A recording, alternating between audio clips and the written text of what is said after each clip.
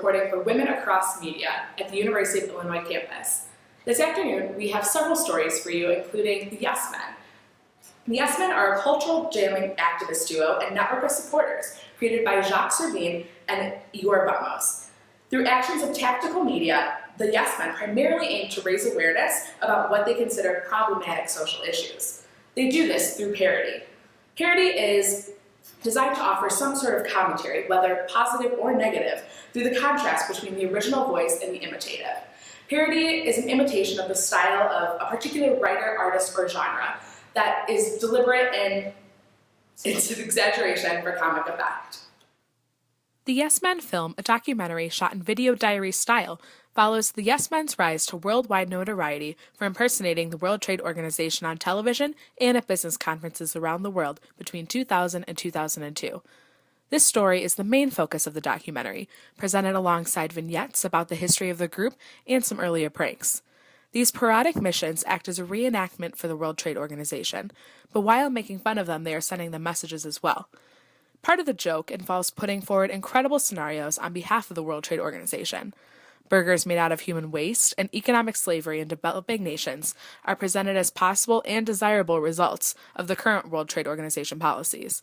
In this doubling, the Yes Men's parodies confront the World Trade Organization with an image of itself that it constantly tries to hide. Parody was mostly used to mock, which included isolating traits and exaggerating them, and used to manifest fault lines and incongruities within a text. The Yes Men, for instance, back in 1999, created a fake website that was made to look exactly like the real one, but poke fun at the issues that the World Trade Organization was facing at the time. The reporters of WAM are also trying to do a similar thing, one campus at a time. Today at the University of Illinois, we have a few of our best WAM reporters at different locations across campus, reporting on some key issues that have been seemingly overlooked or dismissed by the public.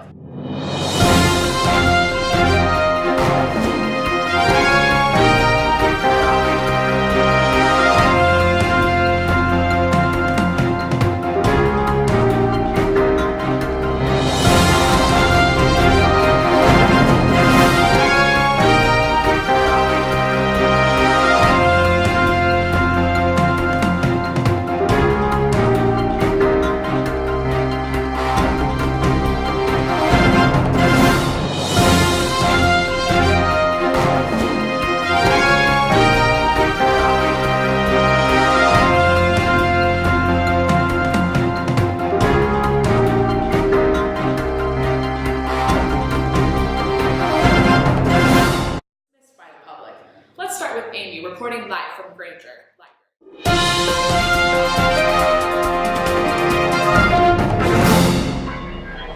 Thanks, Paige. Here I am at Granger Library at the University of Illinois with Granger Bob. How are you today, Bob? Well, we take pride in our past.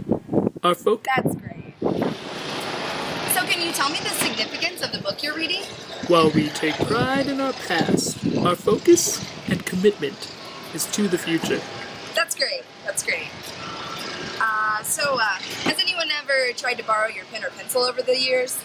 While we take pride in our past, our focus and commitment is to the future. Okay. So I know that the engineering school here is great.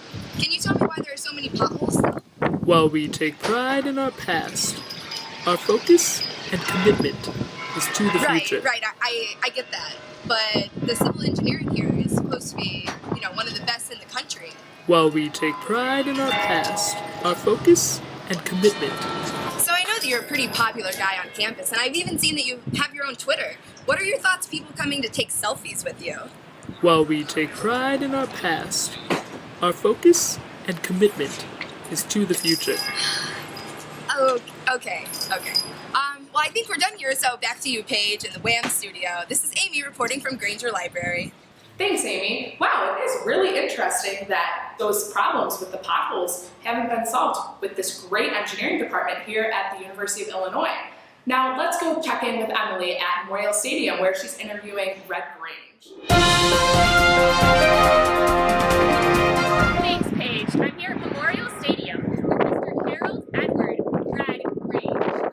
So, Mr. Grange, you were one of the greatest football players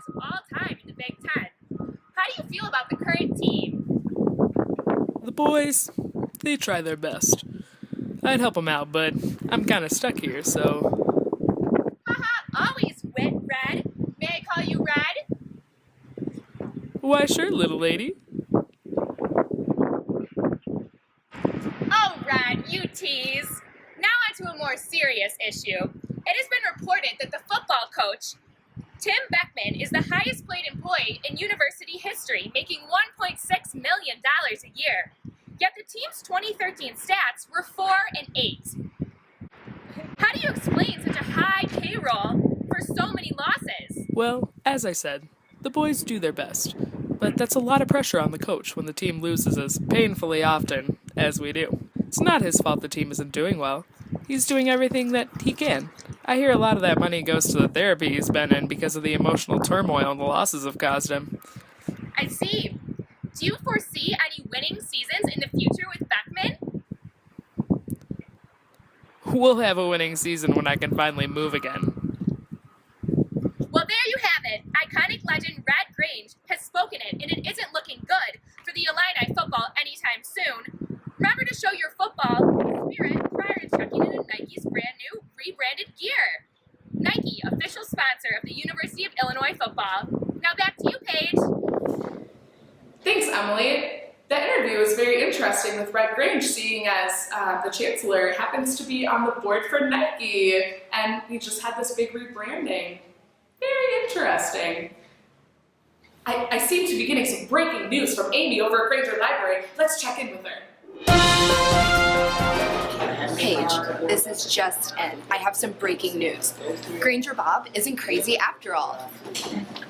This is William Wallace Granger. He's actually who Granger Library is named after. And that quote that Granger Bob kept repeating, it's right here on this plaque.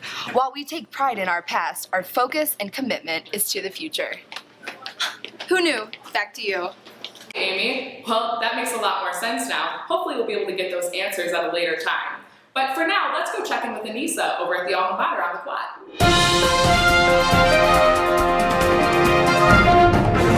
Hi, this is Anissa with Alma Mater. It's been a while since we've seen you. We're just wondering, Alma, have you missed us as much as we missed you? Yes, this much.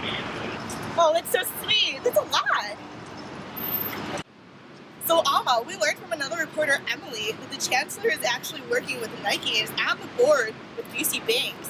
And with her $500,000 salary, how do you feel about that? Hey, we gotta stay connected somehow. Well, that didn't really answer my question. But thanks anyways. Thanks for your time, Alma. But I do have one more last question.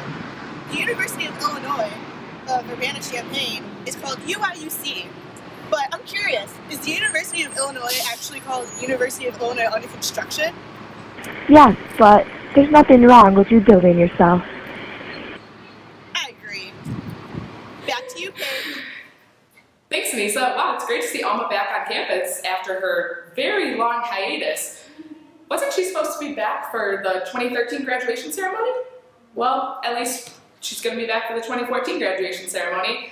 She's looking pretty good, too. I wonder how much that facelift cost. How much debt is this university in? Anyway, that's all the time we have for today. Thank you for tuning in to Women Across Media, and we'll see you later this evening.